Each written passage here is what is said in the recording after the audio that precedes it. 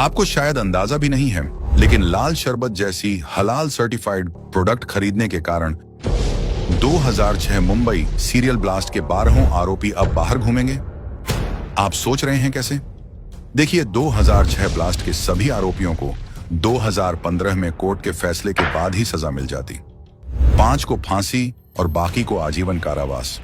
लेकिन ये वो संस्थान है जो स्पेशल मकोका कोर्ट के फैसले को चैलेंज करते हुए मुंबई हाई कोर्ट गई और इन सबको बचाने के लिए 10 साल की लंबी लड़ाई लड़ी। लाखों करोड़ों रुपए वकीलों को हायर करने में खर्च किए। आजकल तो लोग अपने परिवार के लिए इतने पैसे खर्च नहीं करते, तो फिर जमीयत ने कैसे किया? जमीयत उलेमा के पास इतने पैसे आए कहां से? जवाब सिंपल है, हलाल सर्टिफिकेशन, धंधे से। जमीयत उलेमा हिंद देश की एक गैर सरकारी संस्था है जो एक खास धर्म के लिए हलाल सर्टिफिकेशन जारी करती है। कंपनियों के लिए स्टैंप लेना जरूरी हो जाता है, क्योंकि बिना इसके खास वर्ग वो प्रोडक्ट नहीं खरीदेगा। स्टैंप देने के लिए जमीयत इन कंपनियों से बिना किसी अथॉरिटी के लाखों रुपए वसूलती है, और ऐसा आरोप है कि इन पैसों का इस्तेमाल आतंकियों को बचाने में होता है। 2006 मुंबई ब्लास्ट के आरोपी ही नहीं, बल्कि देश में हुए कई बम ब्लास्ट के आरोपियों को जमीयत ने लीगल सहायता दी है।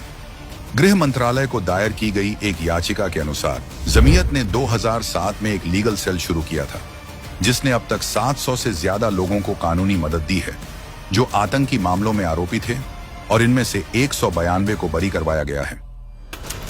इनमें 7/11 Mumbai train blast, Malegaon blast, Ahmedabad blast, Varanasi blast, Aurangabad हथियार मामला, जर्मन बेकरी बम धमाका, 26 नवंबर के आरोपी जाबिउद्दीन का केस, साजिश केस और जामा धमाका जैसे तमाम खतरनाक मामले शामिल हैं।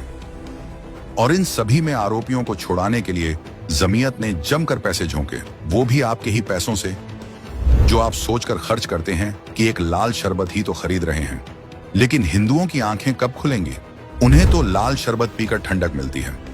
शायद इस बात की गर्मी महसूस नहीं होती कि उसी पैसे से देश के दुश्मन कानून से बच निकलते हैं। सबसे गंभीर बात यह है कि कांग्रेस पार्टी इसी जमीयत से चुनावों में समर्थन लेती है। महाराष्ट्र हो या कोई और राज्य, कांग्रेस उन लोगों की सरपरस्ती लेती है जो आतंक के आरोपियों की मदद करते हैं।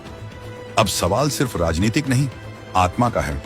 क्या हम ऐसी पार्टी को वोट देंगे जो उन संगठनों से गठजोड़ करती है जिनके कारण बम धमाकों में हमारे अपने मारे गए? और सबसे जरूरी, क्या बम धमाकों में मारे गए लोगों की आत्मा को कभी चैन मिलेगा जब उनके कातलों को समर्थन देने वाली पार्टी फिर से सत्ता में आएगी?